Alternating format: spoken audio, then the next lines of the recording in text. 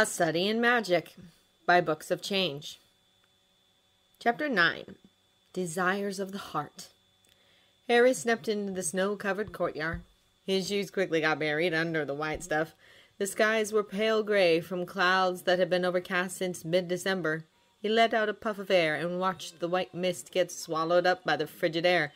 As he continued to stare at the sky, he saw a lonely gray owl battle its way to the castle, tumbling a few times mid-air when a sudden bitter wind ripped through. The parcel it bore harked Harry's thoughts back to Christmas and the upcoming holidays. When Harry thought about the Christmas holidays, he imagined himself returning to London, sitting in Hogwarts Express, recalling his first real Christmas. On Christmas Eve, Sherlock kept removing the lights John put up. The skull sported a jaunty Santa hat, and Christmas roses were stuck in its eye sockets. Holly adorned the mantelpiece. A tiny Norwegian spruce sat next to the fireplace, bare of any decorations except a miserable-looking pound-shop star, and Sherlock's chemistry set was decorated with the ornaments that were supposed to go on the tree. On Christmas Day, John had somehow, in the middle of the night, transformed his bedroom door and its surrounding frame to look like a blue police box as a present, and Sherlock shocked them all with gifts. John got an e-book reader, which was hidden in the folds of the ugliest set of red pajamas Harry had ever clapped his eyes on, plus mucus green socks that surpassed the mustard-colored ones he got from Uncle Vernon in terms of horribleness, tied on top like a demented bow. John set aside the e-book reader and wore the pajamas and socks all night. Harry got something Miss Hudson threw into the wheelie bin outside the moment it was unwrapped. A good thing, because Harry had no desire to have a preserved toad that had teeth, claws, and tentacles. After forcing Sherlock into a green jumper that had glassy-eyed cats knitted in the front, John demonstrated a hitherto unheard-of ability to cook. Even Sherlock was shocked. The food was very delicious, though Sherlock complained about the decidedly non-traditional Christmas dinner fare. Christmas? Christmas won't die from a little non-traditional food. Christmas is strong, John shouted. As odd as it was among the happiest memories Harry had, and he was looking forward to another year of it. But it wasn't going to happen. Harry muttered imprecation against Mycroft as he read the email he got that morning. Dear Harry, I'm writing to inform you that John has just consented to join the Holmes family Christmas dinner. Sherlock has disclosed the marriage, and I have confirmed the happy announcement. Family reaction was understandably that of profound skepticism, if not outright disbelief. The news has also triggered an unprecedented number of people to invite him or herself over for Christmas. Uncle Edmund, who has feigned death each year to get out of the Christmas get-togethers, is yet to commence his annual demise, and it does not look like he will. Even Cousin Sigerson, who vanished into Khartoum 2 years ago, has communicated his intention to visit us from Tibet. Considering the level of excitement from John alone, I think it would be best if you waited until next year to meet the rest of the family. You are, however, more than welcome to join us. Mycroft. Harry had shown the email to Ron and Hermione over breakfast, and both of them told him not to go home for Christmas. Ron assured him it wasn't going to be bad at all. He and his brothers were staying at Hogwarts, too, because Mr. and Mrs. Weasley were going to Romania to visit Charlie. Harry supposed meeting a whole platoon of Sherlocks and Mycrofts was just asking for trouble, and he wasn't feeling very brave and very stupid at the moment, but that didn't mean he wasn't tempted to push his luck. Nevertheless, Harry went and signed his name on Professor McGonagall's list of students who were staying in school for the Christmas holidays and told John his decision. Mycroft suggested this, didn't he? Said John. Harry felt fear in behalf of Mycroft despite himself. Say goodbye to Mycroft, Harry, John said. Actually, don't. You need plausible deniability. Later that day, Harry found out his decision to stay at Hogwarts at the last minute had somehow leaked and spread like an oil spill, because Draco Malfoy said rather loudly in Potions class, I feel so sorry for all those people who have to stay at Hogwarts for Christmas because they're not wanted at home. He was looking at Harry as he spoke. Crabbe and Goyle chuckled. Harry ignored them. Malfoy upped his unpleasantness since the last Quidditch match, which ended in Slytherin's defeat. He first tried to make people laugh by suggesting a wide-mouthed tree frog would replace Harry as Seeker, only to discover no one found it funny. Since then, he'd been taunting Harry for not having a proper family. His taunts usually didn't bother Harry so much, since compared to the insults he experienced in London, Malfoy's were childish and laughable, but that particular jibe grated his nerves. So at the end of class, Harry took a quick detour to the adjacent courtyard for a breather. "Harry!" Hermione called out from the side entrance. "What are you doing? We need to go. There's not much time." "Okay," said Harry. He stashed his phone back into his pocket and quickly rejoined Ron and Hermione in the castle. On their way to the entrance hall, they met a large fir tree. The large boots and puffing sound told them it was Hagrid behind the tree. "Oi, Hagrid," said Ron, looking around the tree. "Do you need any help?" "Nah, I'm all right. Thanks, Ron."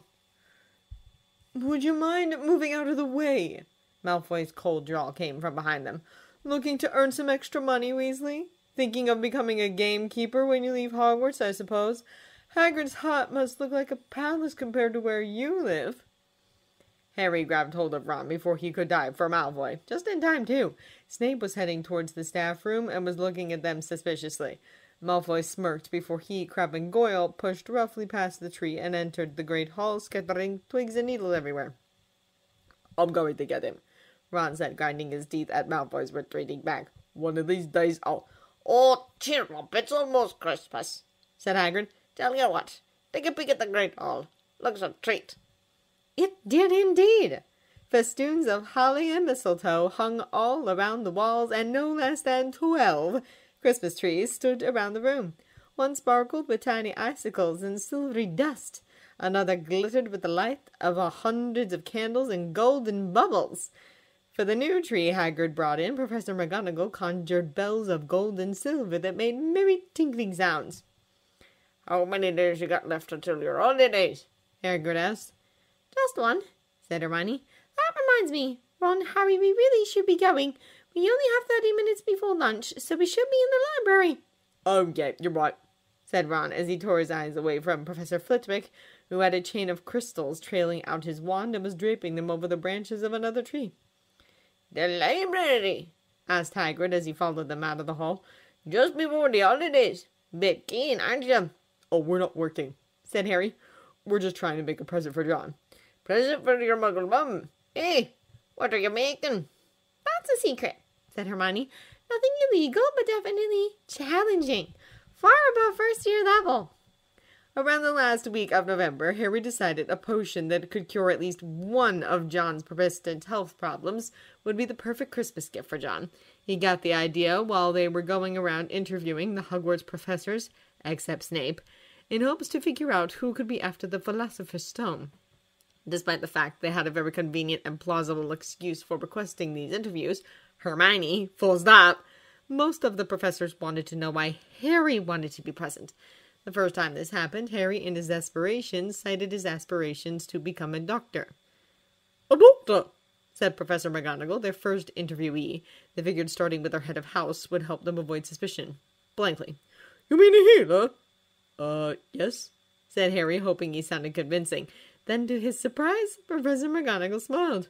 "I usually give career advice to 5th years and up," she said, "but I suppose it's never too early to start. Now, if you're interested in becoming a healer, Mr. Potter, then you'll need at least an XP's expectations in newt level, in herbology, transfiguration, charms, defense against the dark arts, and potions." Hermione took over the interview afterwards, asking what other subjects Professor McGonagall would recommend and what the teachers of those subjects were like. From that they got the names of the study of ancient runes and arithmancy teachers, Professor Bebbling and Professor Victor, and where they could find them. Harry himself was advised to speak to Madame Pomfrey for more specific advice regarding the medical field. Then McGonagall asked Harry what made him consider the medical field. "Was Dr. Watson your inspiration?" Professor McGonagall asked. Yes," said Harry. "Not because John is a doctor, though that's part of it. I met a lot of former servicemen in the free clinic John works at. A lot of them suffered from war wounds, like missing limbs, chills and fevers, nightmares and flashbacks, damaged muscles and joints, horrible scarring." "How are they still alive?" Ron asked, looking appalled as Hermione and Professor McGonagall winced. "I don't know," said Harry honestly, "but ever since Professor Dumbledore fixed John's shoulder, I couldn't help but think magic could really help them. Harry was immediately warned using magic on muggles was strictly regulated, but then Professor McGonagall hinted that for cases of protection and healing, as long as the muggles didn't know magic was being used, which was almost always, it was okay. Thus Harry left the interview considering the possibilities. Then, as they went around asking other professors for interviews, they quickly learned most of the teachers were very busy for the rest of the term, and more than half were leaving Hogwarts for Christmas, so the interviews could only happen after the break. This left them in a limbo where the stone was concerned, so Harry shared his idea of making a potion for John. Hermione was intrigued and immediately asked what kind of potion Harry had in mind. That was where Harry's idea hit its first snag. He had no idea. So they thought it through. Harry knew Dumbledore had already done something about John's more glaring injuries over the summer. Beside casting silent spells when John wasn't looking, the headmaster would leave a little something for the pain. "A little something for the pain," he says. Sherlock scoffed half-heartedly. "Remaking everything from inside out would be more accurate. At this rate, I'll have to ask Mycroft to forge John's medical history." There were, however, at least two things Dumbledore wouldn't touch: the shrapnel still inside John's body and the scarring. Sherlock confirmed both were still present when Harry asked. So, Harry decided to make a potion that would get rid of either the scars or the shrapnel. They first asked Madame Pomfrey for advice during Harry's weekly checkups. The problem was, while Madame Pomfrey had experience treating scars, it was mostly fresh ones, or scars that were only skin deep, like acne scars, not old, massive scar tissue.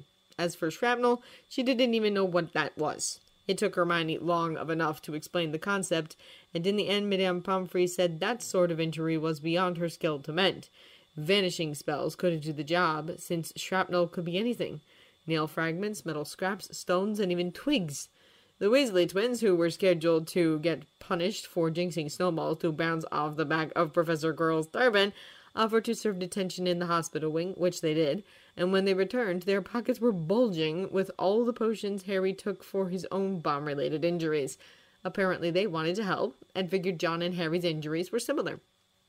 Though Harry really appreciated the gesture, he knew the potions Fred and George nicked weren't going to cut it, since John's injuries were older and far more severe than Harry's. Harry wasn't missing chunks of internal organs, for starters. Harry even worked up his courage to ask Snape, and while Snape understood what he was talking about, he sneered at Harry's ability to do anything and refused to give him suggestions. Better prevent a disaster than court one, Potter. That just left the library, and it was slow in going. Besides not knowing exactly what to look for, there was the sheer size of the library. Tens of thousands of books, thousands of shelves, hundreds of narrow rows. They went separate ways inside the library. Hermione pulled a list of subjects and titles she wanted to search. Ron went down a row and pulled books off shelves at random. Harry wandered over to the restricted section. He'd been wondering for a while if the book he wanted was somewhere in there. Unfortunately, one needed a signed note from a teacher to read the books in the restricted section, and Harry knew he would never get one, especially now that Snape had an idea what he was up to. The books here contained powerful dark magic not taught in Hogwarts, and only older students studying advanced defense against the dark arts were allowed to read them. "What are you looking for, boy?" asked the vulture-like librarian, Madame Pince. "Nothing," said Harry. Madame Pince brandished a feather duster at him. "You'd better get out, then. Go on, out!"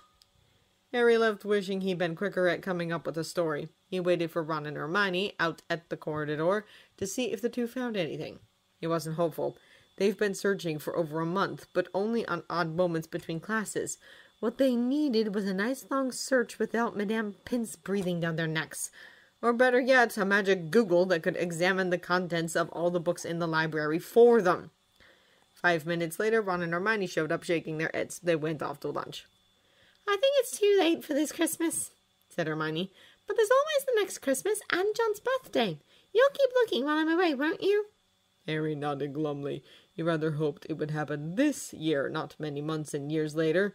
Compared to the still hypothetical potion, sending John a box of chocolate frogs or Bertie Bott's every flavor beans was just lame. "Thanks for all your help, Ron." Hermione. "Don't worry about it. This stuff is bound to be helpful later," Hermione said. "Y'all think about how well prepared we'd be if we ever get pimples," said Ron, snickering. Or better yet, when other people start getting pimples, we can make a fortune sending diluted boobatubapos. Harry snorted into his soup, just trying to say such things. Detective Inspector Lestrade drew 2 cups of punch and carried them over to his designated corner. He gave one to his wife Ellen, who was sitting down nursing her pregnant belly, and gave the other to John, who flanked Ellen's other side. John lifted the plastic tumbler in cheers before lowering it, not drinking. "It's not spiked, you know," said Lestrade. "I know," said John. "I'll drink it later."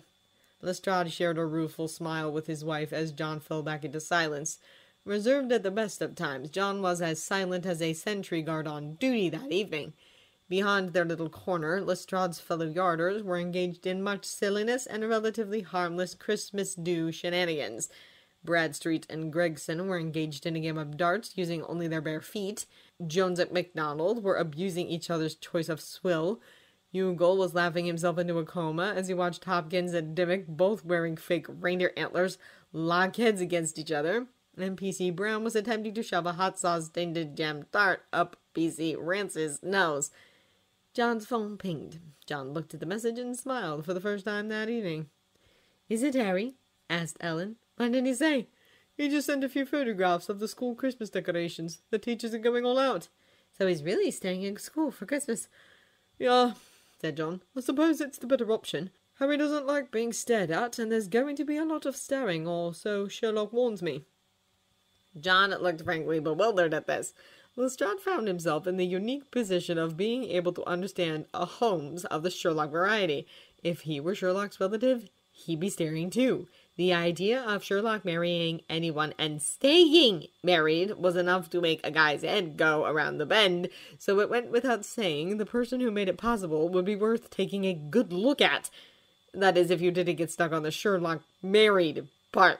Lestrade still had trouble believing the man was married, and he signed the marriage certificate that legally joined Sherlock Holmes and John Watson as the second witness. Sherlock's relatives had no chance. Or maybe they'd be like Mrs. Hudson, who completely disregarded the implausibility of the marriage and thought the marriage registry office wedding was the saddest thing in the world. She was still trying to convince John and Sherlock to have a proper ceremony, offering to do all the planning and coordinating and send the bill to Mycroft Holmes. Lestrade was convinced the only reason Miss Hudson didn't just bulldoze John into the nearest bridal shop was because she couldn't do the same to Sherlock. "What are you laughing about?" John asked as Lestrade grinned at the ensuing mental images. "Nothing," said Lestrade. "You'll tell me all about the in-laws, yeah? I'll definitely tell you if I end up shooting them all dead." Lestrade laughed as Ellen exploded into assurances. "Oh, not even. No, seriously, not even. They'll love you to pieces." Lestrade mentally took a step back to better watch Ellen in action. It was funny to see her and John get along. He hadn't seen it coming in the beginning. Indeed, the building of Ellen and John's friendship had been a rocky ride. About 2 months into John and Sherlock's partnership and his own acquaintance to the former, Lestrade introduced John to Ellen. Once he realized John was, well, you know, and appeared not to have any not Sherlock friends, he figured John would appreciate some time off Sherlock. Mentioning Ellen's small group seemed like a perfect idea when he learned John was looking for a church to attend. He patted himself on the back when John actually went and kept on going. Then 6 weeks later, Ellen flooded his shoulder, wailing, "It's like talking to a brick wall!" From the inarticulate sobs that followed, Lestrade gathered John sat through the meetings, displaying as much emotion as a granite statue, speaking only when spoken to, and even then only giving short answers. Lestrade knew Ellen's small group enjoyed a depth of emotional openness and vulnerability that was rare in this day and age. Normally, people would either leave in a week uncomfortable at the level of intimacy, or get drawn into it. John neither got drawn in nor left. Ellen had no idea what John was thinking, and the way John and Sherlock interacted only served to confuse her further. It didn't help. The answers John deigned to give were so tantalizing. "We asked her why she was named John," Ellen told him after John's second meeting. "John said she wasn't. Her dad named her Haley. She changed it to John after she learned she had a twin brother. He was going to be named John C., but when he was delivered stillborn, the family was so upset they didn't name him or claim his body. So the hospital put him in box labeled Fetus Boy Watson. By the time John heard about it, his remains were already disposed of. Since she couldn't give him a funeral, she decided to be his living memorial. So anytime a person asks why her name is John, she tells them, I once had a twin brother. His name was John. Clearly, John Haley Watson was a deeply feeling person, despite the phlegmatic exterior. Ellen thought it was a shame John bottled it all up and tried to get John to express more. She was entirely unsuccessful, apparently, hence the crying fit in 6 weeks. Interestingly enough, it was Sherlock who told him it was otherwise. Ellen got more out of John in 6 weeks than the therapist did in 6 months, Sherlock remarked. Are you talking about the twin brother story? Lestrade asked. I'm pretty sure the therapist heard it too. That remark made Sherlock explode into a scathing monologue. Use your brains for thinking, Lestrade, not merely for locomotion. John told Ellen she was named by her father.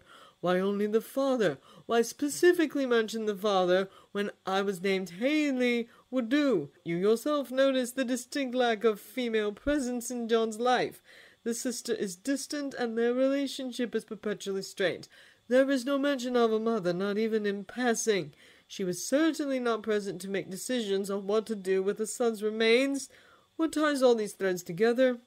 Only one. John's mother died in childbirth, and her father never been married. Lestrade gaped. Sherlock, of course, ignored this and kept going. The complete absence of mother figures in John's life enforces the picture a widower in endless mourning. The strained relationship between the sisters probably started when the elder blamed the younger for their mother's death. John's stiff formality towards women is likely the result of this kind of upbringing.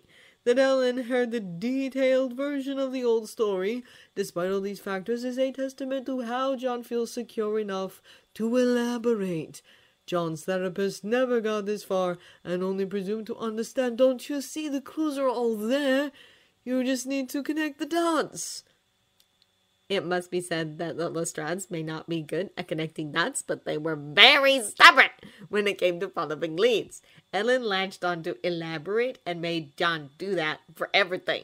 The short answers didn't approve all that much, but it did trigger something else to bloom like a garden full of flowers. John's writing. Somehow, Ellen's constant request for more details transformed the brief written accounts of John and Sherlock's cases into masterfully crafted short stories. Sometimes whimsical, sometimes gothic, but always compelling. Now John's blog boasted a 1 million-strong following, and the numbers just kept on growing. If Lestrade were a boasting man, he might have claimed credit for the change. But it wasn't, and since it was his wife's doing, he said so. Of course, things got really interesting from the Yard's point of view when Ellen started to presume permission from John like Sherlock. Lestrade will never forget the day Ellen and her friends decided to stage an ambush when they came across John at a crime scene by chance. It was executed beautifully. They grabbed John, bodily hauled the doctor away, and vanished into the crowd without uttering a single word. Sherlock stood there speechless for a whole minute, his entire body screaming, "What just happened?" John was returned 3 hours later, looking quite smashing in the new haircut, manicure, pedicure, v-neck, high heels, and a miniskirt. "Those girls make me do weird things," said John when Lestrade stared. Sherlock's reaction to the incident was best left unsaid. Suffice to say, Ellen never tried again, despite the standing ovation from his team. Ellen agreed to presume permission only if Sherlock wasn't on a case. John had no say on the matter. In fact, John probably didn't know the agreement existed. There wasn't a need to, really, because the reason why the agreement existed sorted itself out. At some point, John realized Ellen felt loved when her friends shared their feelings to her.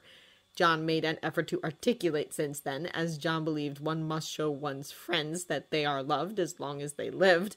And wasn't that a loaded phrase, as long as they lived? Ellen, in turn, learned from these efforts what made John feel loved. Being included, not in the heart of things, not shoved away to the peripheries, just surrounded by people who knew John was there and liked him very much. Once he realized that, Lestrade kept inviting John to functions like these. Sherlock was happy since he didn't have to worry about Ellen's ambushes. The Yarders were happy since they liked having John around without Sherlock. But more importantly, John and Ellen were happy, and Lestrade could really pat himself on the back for putting a smile on their faces. Speaking of John and Ellen, they seemed to have moved on. "How about coming to our place next year?" Ellen was saying. "The kids would love to meet you, Sherlock and Harry." Sounds better than visiting in-laws, John said. How old are your kids again? Julia is 10, Martin is 3, and Rupert is 1. And little Elise is on her way, said John a bit wistfully. Julia excited about her baby sister? She won't stop talking about it. I think she's more excited than I am, and I've been praying for a girl since Martin was 2. Lestrade smiled into his tumbler. He really did love it when his wife was happy. Harry had meant to look up more healing potions over the holidays, but once the holidays started, he and Ron were having too much fun to think about books or potions. They had the dormitory to themselves, and the common room was practically empty, so they could get the good armchairs by the fire. They spent the hours eating anything that could be speared on a roasting fork, playing wizard chess, and reading Sherlock's intermittent texts that updated Harry, the goings-on of the Holmes family. The potions UNAD sent for Christmas put John to sleep. John currently sleeping like a corpse. Sherlock. Aunt Esmeralda convinced John is a corpse and is accusing Cousin Quigley of killing John. Sherlock.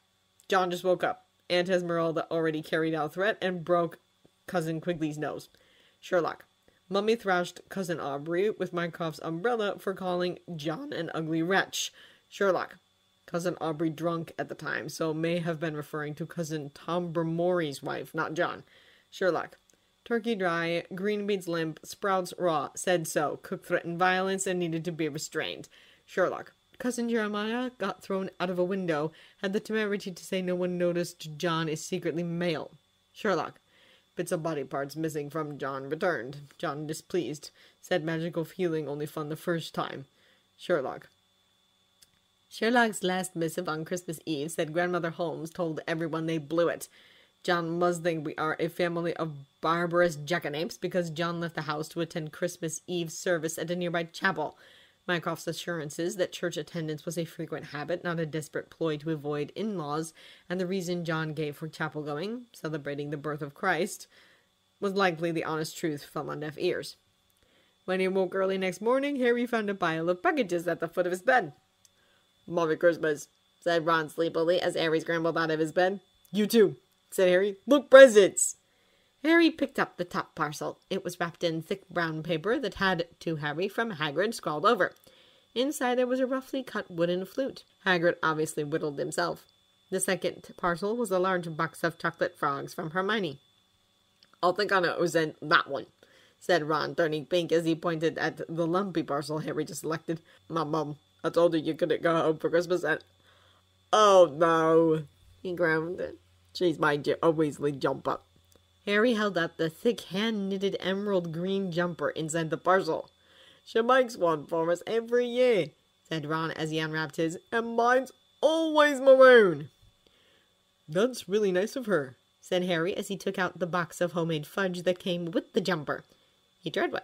It was very tasty. "Oh, I think that one from John." Ron eagerly tore open the brightly wrapped parcel Harry pointed out. Inside there was an assortment of Muggle sweets and biscuits, 3 small cans of fizzy drinks, and for some odd reason, a collection of Muggle coins. "Weird? Is this money? And what is this? Jammy Dodgers and Hobnobs, are they any good?" "They're pretty good," said Harry, laughing at how fascinated Ron was.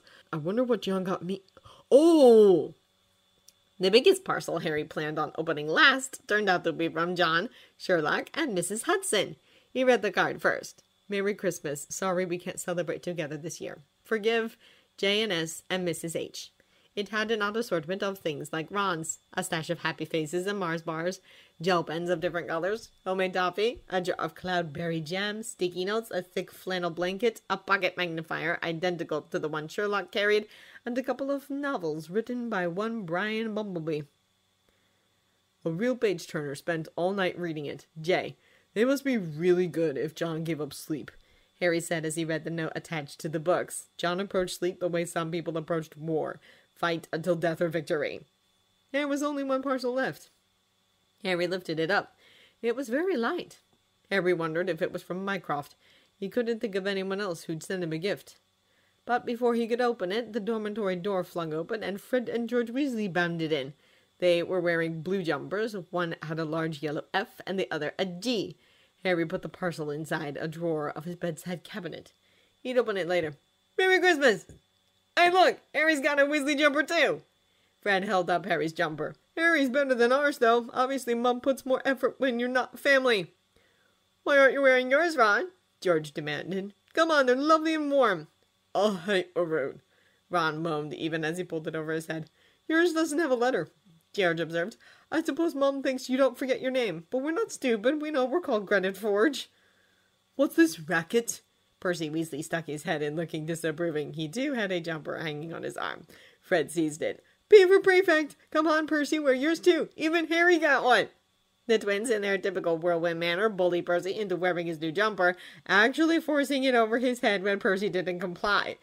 Then they went downstairs for the feast, frog-marching Percy, whose arms were pinned to his sides by the jumper. You're not sitting with the prefects today, said George. Christmas isn't time for family. The Christmas dinner was a sight to behold.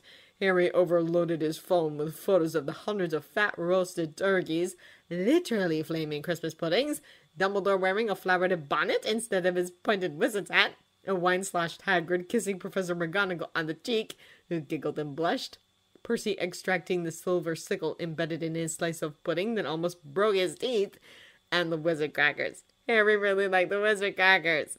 The one he pulled with Fred, did it just bang? It blasted off like a cannon and engulfed them all in blue smoke, while the rear admiral's hat and several live mics exploded inside. After the feast, Harry and the Weasleys enjoyed a furious snowball fight on the grounds until wet, cold, and gasping for breath, they returned to the common room. There, Harry snuggled into his new blanket by the fire and watched Percy chase Fred and George all over the Gryffindor Tower because they'd stolen his prefect badge. Ron's accusation that he was acting like a withered old man only made Harry act more like one. After a meal of turkey sandwiches, trifle, and Christmas cake, even Ron was too full and sleepy to do much but sit down and vegetate until they went to bed. Harry spent the next day playing Exploding Snap with Ron in the morning and lounging around reading the novels John gave him in the afternoon. He read them twice because he liked them so much. Both featured little Adriana, who became terrified of magic after being horribly bullied by Muggle children. The first book followed her and her older brother Albert's journey to overcome her fear. Harry felt like cheering at the end when Adriana soared to skies on a broomstick for the first time. The second book was about Adriana and Albert exploring magic together. As he read the descriptions of the places the siblings traveled to, Harry was filled with a powerful sense of wonder. Could this magic be real? Would he, Harry, at the end of his Hogwarts education, learn to fly without a broom, swim the depths of the sea, and open magical portals that could take him to completely made-up worlds? Albert's constant refrain resonated with him. Open your eyes, and don't be afraid. Percy found Harry lying on his stomach close to the fire, pondering the possibilities. What are you reading? Harry lifted up the first book of The Tales of Adriana. To Harry's surprise, Percy frowned at the book. Where did you get that? That's a restricted book, Harry. John gave it to me for Christmas, said Harry. And what do you mean, restricted? That book was put in the restricted section for its overly negative depiction of Muggles, said Percy pompously. Your adoptive mother likely didn't know that, since she's a Muggle. You better give it to me. But the story isn't about Muggles, Harry protested, clutching the books protectively to his chest. I mean, yeah, there's that part with Muggle bullies, but it was short. But it's still there, isn't it? Said Percy impatiently.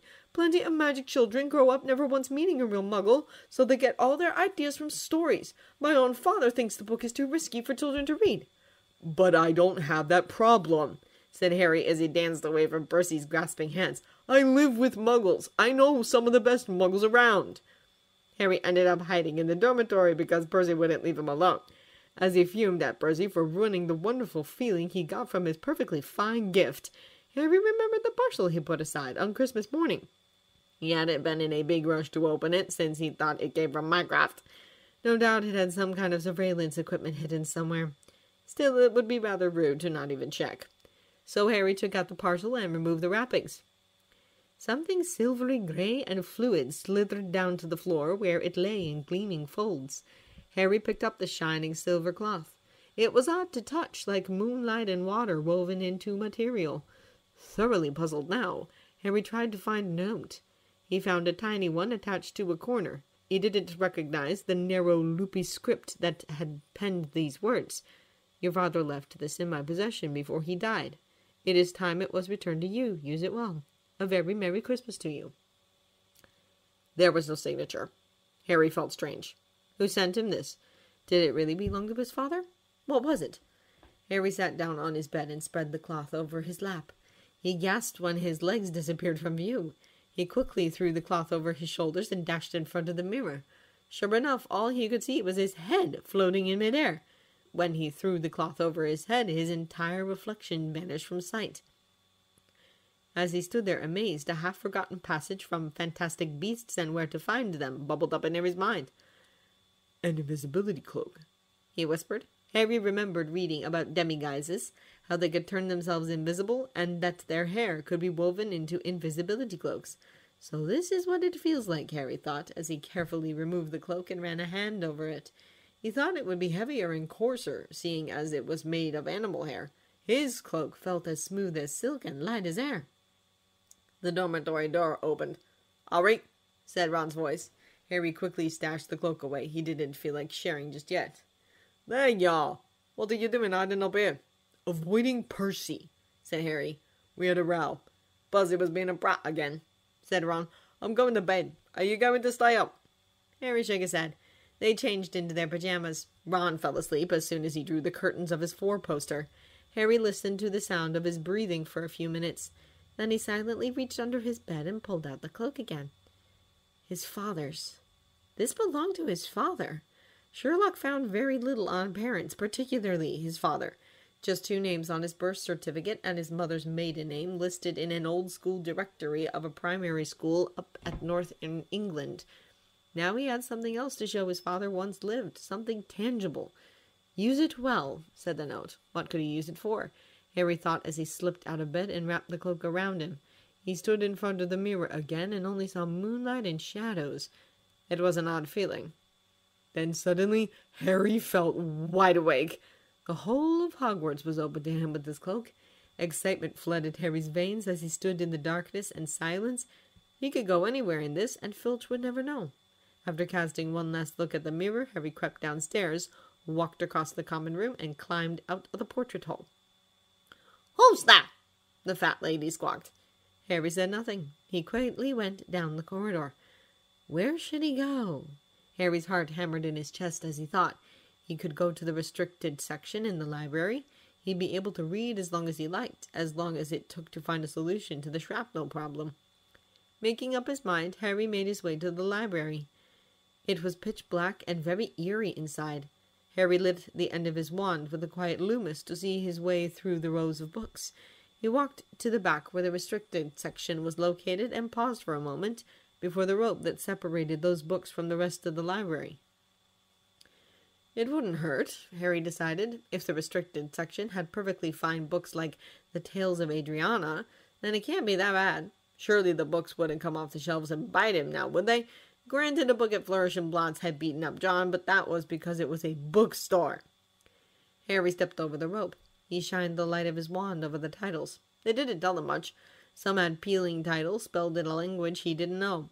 One had horrible black stains Harry suspected was blood. The hairs on the back of Harry's neck prickled.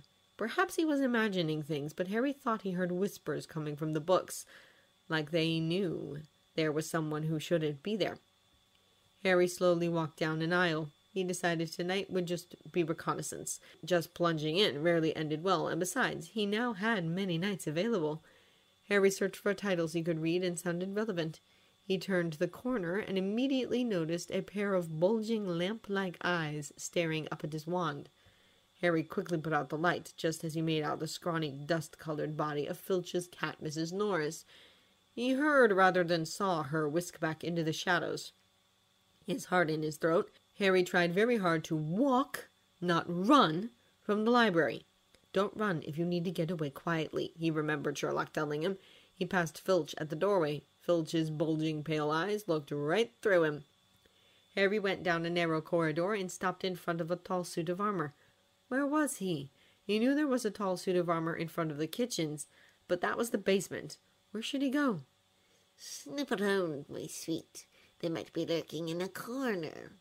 Harry felt the blood drain from his face as he heard the soft, greasy voice of Filch come from ahead. How did Filch get ahead of him? Did he take a shortcut? Harry looked around wildly. He saw a door ajar to his left, further down the corridor. Harry squeezed himself inside. Then, standing next to the hinges and holding his breath, Harry listened. He heard the sound of footsteps coming near, then far, until it died away. Harry exhaled. That was close. Too close. Feeling his panic slowly drain away, Harry took a look at the room he entered. It looked like an abandoned classroom. There were dusty chairs scattered in the corner, and the desks were pushed to the side. But there was something leaning against the wall that looked quite out of place. It was a magnificent mirror as tall as the ceiling, with an ornate gold frame and clawed feet. On top was a carved inscription, Erised stra echru oit ube kafru oit on hushi. Harry had been around Sherlock for too long to not notice a cipher when he saw one. The key was simple. All he had to do was read backwards and ignore the breaks. I show not your face, but your heart's desire, Harry whispered. Harry stared at the mirror. An odd presentiment filled him. He inched slowly towards it. Then, as if taking a plunge, he stepped in front of the mirror. He had to clap his hand over his mouth to stop himself from screaming. He whirled around. There was no one there, and he was still wrapped in the cloak. But when he stepped in front of the mirror, he not only saw himself, but several others as well. Harry slowly turned back to the mirror. There was his reflection, looking white and terrified, and there right behind him at least 8 others, 2 looking very familiar. Harry turned around again and reached out. If there were invisible people in the room and the mirror showed you whether you were invisible or not, then he should be able to touch them. But his hand just grasped at air. Harry looked at the mirror again. The faces he noticed immediately were John and Sherlock's. They looked different. Not wrong, like they did on September 1st, but whole. John looked healthy and free of the haunting specter of war that always seemed to lurk just behind the eyes. Sherlock looked relaxed, content even, and he was holding a tiny squirming bundle no bigger than a loaf of bread, as he watched a tuft of black curly hair poked on top of the bundle. Harry slowly turned his eyes to the couple standing next to John and Sherlock, a very pretty woman and a tall, thin man who wore glasses. The woman had dark red hair, and her eyes looked like mine, Harry thought as he inched closer to the mirror. Her eyes were bright green, the exact same shade, and they ran with tears even as she smiled. The man standing next to her put his arm around her. His hair was black and very untidy and stuck up in the back, just like Harry. Harry felt his voice clog inside his throat. He felt his eyes welled up as he stared hungrily at the image before him. The wonderful, impossible image. Mom? He whispered. Dad? The 4 just smiled at him. Slowly, Harry looked at the other faces in the mirror. There was a man who looked so much like John he had to be a twin. Next to him was an elderly woman who had Harriet Watson's features. He saw a pair of green eyes like his, noses like his, and an old man who had his knobby knees. Harry pressed his hands against glass, his nose almost touching. Could this be a portal to another world?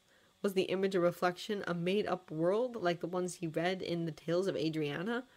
Whatever it was, Harry wished he could just fall right through and join the people on the other side of the glass. He felt a powerful ache inside, a war of joy, terrible sadness, and desperate longing. Harry didn't know how long he stayed there. At some point he sat down, the invisibility cloak pooling around him, as he stared at the reflection in a kind of reckless abandonment. He heard a noise somewhere, but he ignored it. Who cared if he was caught? What were they going to do anyway? Take out points? Put him in detention? He'd gladly pay the cost. Just for one more minute in front of this mirror. Nothing was going to stop him. Nothing. Except... Hello, Harry. Harry started and looked behind him. Sitting on a desk by the wall was none other than Albus Dumbledore. Sir?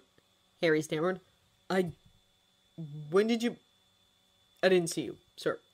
Strange how nearsighted being invisible can make you, said Dumbledore. Harry was relieved to see that Dumbledore was smiling. Quietly, the headmaster slipped off the desk and sat on the floor next to Harry. So, said Dumbledore, you, like hundreds before you, have discovered the delights of the Mirror of Erised. Is that what this mirror is called? asked Harry. Dumbledore nodded. I also believe you know what it does. You decrypted the inscription, after all. How did you... I don't need a cloak to become invisible, said Dumbledore gently. Now, can you think what the Mirror of Erised shows us all? Harry turned his eyes to the inscription. As he did so, the ache inside him receded, leaving behind a hollow feeling. Your heart's desire, Harry said slowly. I saw my parents, and John and Sherlock healed because that was your heart's desire, said Dumbledore quietly. This mirror shows you nothing less than the deepest, most desperate desire of our hearts. You, who have never known the family that bore you, and now have parents haunted by old wounds and painful memories, see them all whole and restored to you. I dare say if your friend Ron Weasley, who has always been overshadowed by his brothers, looked into this mirror, he would see himself standing alone, best of all of them. However, this mirror gives us neither truth nor knowledge. Men have wasted away before it or been driven mad, not knowing if what it shows is real or even possible. This mirror will be moved to a new home, Harry, and I must ask you to not go looking for it. It does not do to dwell on dreams and forget to live, remember that. Now why don't you put on your admirable cloak and go to bed? Harry nodded. He gathered the cloak around him. Just before he left, Dumbledore asked one question. If you can indulge an old man's curiosity, Harry, can you tell me what a healed Sherlock looked like in the mirror? Harry thought about it. He couldn't quite find the words to describe it, so he took a quick look at the mirror. Tiny arms and hands were sticking out the bundle Sherlock was holding, and they were clutching at his face. Discord, Harry blurted out. Dumbledore's bushy eyebrows formed an obtuse angle. Discord? Discord Holmes, sir, Harry explained. My imaginary sibling.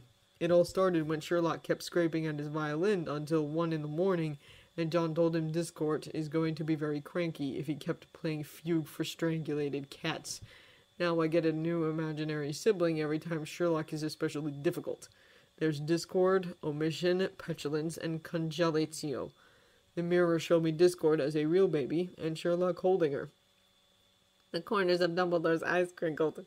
Harry grinned shakily. Indeed, said Dumbledore, beaming. Thank you for answering my question. Now, good night. Harry went to bed smiling. He didn't expect his first night out in his invisibility cloak to end this way, especially after the mirror. But he supposed, remembering the night, he was shocked to wake at the sound of John yelling, "Oh, but Sherlock, you're faint! Do you want Congelatio to die?" Was one of the better ways.